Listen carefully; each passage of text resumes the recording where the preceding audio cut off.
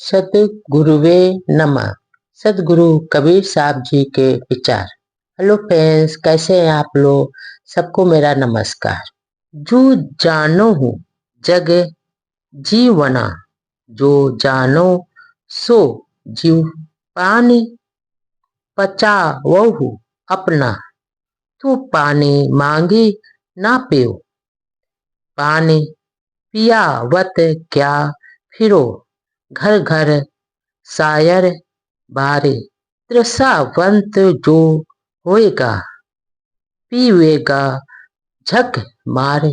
यहाँ पर सदगुरु कबीरदास जी कहते हैं कि अगर अपने जीव या स्वरूप को और जीने की कला जानते हो तो अब तक की सारी वासनाओं को त्याग कर आगे कभी भी संसारिक वासनाओं को ग्रहण न करो।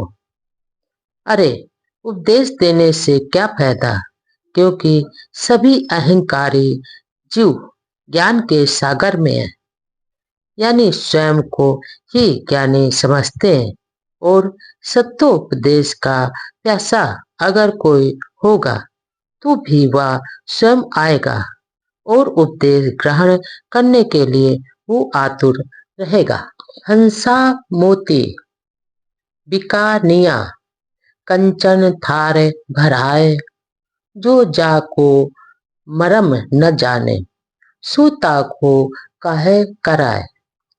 हंसा तू सुवर्ण वर्ण, क्या वर्णो मैं तो ही तरिवर पाए पहेलियों, तबह सराहो तो ही।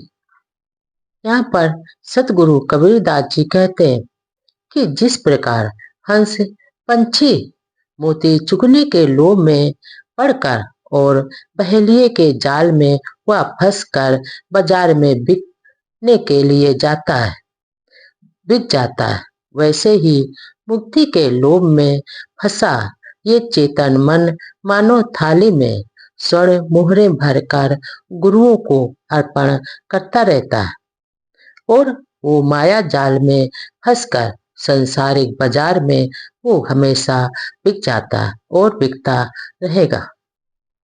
अन्य सदगुरु कबीरदास जी कहते हैं कि ये जो भ्रामक एवं अध कचरे जो गुरु है, जो कि स्वयं भक्ति का रहस्य तो जानते नहीं है और वे भला शिष्यों को क्या रास्ता बताएंगे।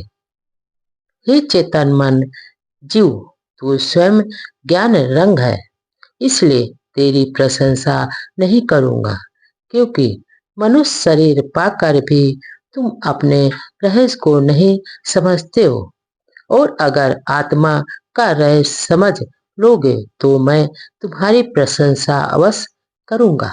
हंसा तू तो सबल था, हुल्की अपनी चाल, रंग कुरंगे रंगिया तय किया और लकवार।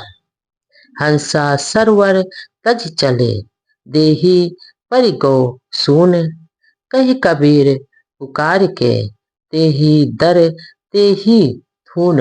यहाँ पर सतगुरु कबीरदास जी कहते हैं कि हे चेतन मन, तू तो ज्ञान से परिपूर्ण ठोस और शक्ति संपन्न था और आज भी है, परंतु अपने बुरे आचरण के कारण ही तू हल्का हो रहा है, क्योंकि तू अपनी ये जो विषय वासनाओं और मन की काम कल्पनाओं के रंग में रंग गया और स्वयं स्वतंत्र सम्राट होते हुए भी तूने अपने ऊपर अब मालिक बैठा रखा है।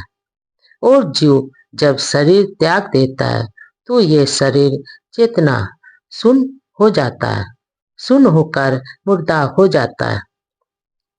आगे सदगुरु कबीरदास जी कहते हैं कि कर्म ध्यासी ये जो जीव है पुनः यानी बार बार उसी गर्भ में प्रवेश करता रहता है और जहाँ उसके शरीर का निर्माण होता है वहीं पर ये चला जाता है। हंस बकु देखा एक रंग, चरे हरि यरे ताल, हंस छीरते जानिए बकुई ही धरेंगे काल। काहे हरनी दूबरे, यही हरि अरे ताल, लक्ष्य अहेरी एक मृग, केतिक टारो भाल। यहाँ पर सतगुरु कबीरदास जी कहते हैं कि जिस प्रकार से हंस और बगुला उज्जल यानी एक ही रंग के सफेद होते हैं, वे भी नीरक्षीर विवेक और क्रूरता के द्वारा ही पहचाने जाते हैं। उसी प्रकार उज्जवल वेश धारण करने के बावजूद भी आचरण बस अच्छे बुरे लोगों की पहचान हो ही जाती है। हंस केवल हरे भरे ताल में विचर रहा है और बगुला मछली आदि जीवों को पकड़कर खा रहा है। अतः वो वेश में ना फूलकर आचरण से ही मनुष्य की परख करनी चाहिए। आगे सदगुरु कबीरदास जी कहते हैं कि हरे भरे ताल में भी हिरनी क्यों दुबली हो गई है और एक हिरनी के ऊपर लाखों शिकारे क्यों बाढ़ चला रहे, यानी नजर गड़ाए बैठे हुए हैं, तो वह कितने बाढ़ों से अपने आप को बचाएंगे। वैसे ही विवेक संपन्न मानव जीवन को पाकर भी जीव दुखी है, क्योंकि उसके भीतर बाहर लाखों शिकारी पीछे पड़े हैं और किस किस से वह अपनी जान बचाएंगे।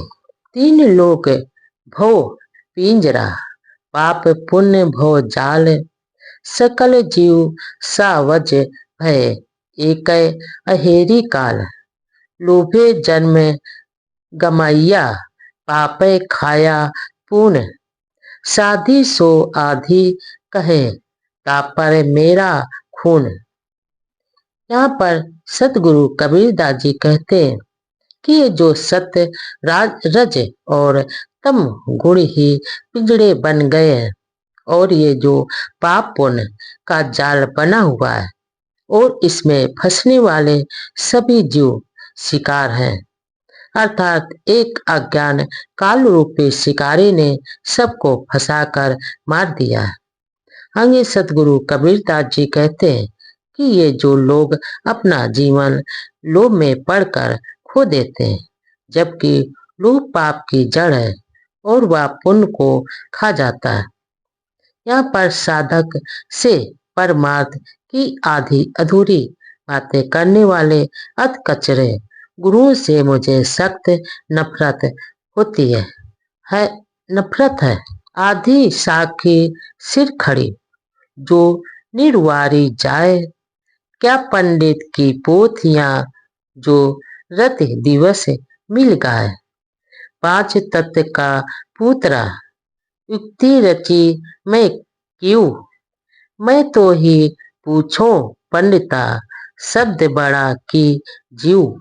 यहाँ पर सतगुरु कबीरदास जी कहते हैं कि बोध प्रद आदि साखी ही अगर निर्णय करके और विचार पूर्वक आचरण में लाई जाए तो निर्णय रहित पंडितों की बड़ी बड़ी पोथियों को रात दिन गाने गाने से अपेक्षा ज्यादा अच्छी रहेगी, क्योंकि स्वरूप का यह सच्चा बोध ही मनुष्य को संतुष्ट कर सकता है, झूठा नहीं।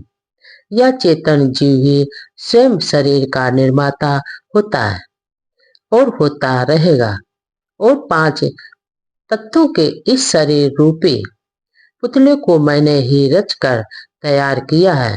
फिर भी मैं पूछता हूँ कि हे पंडितों, तुम ही बताओ कि शब्द बड़ा होता है या जीव अर्थात किसी को स्वयं भी अपना रहस्य पता नहीं है, फिर दूसरों को क्यों वो रहस्य बताएगा।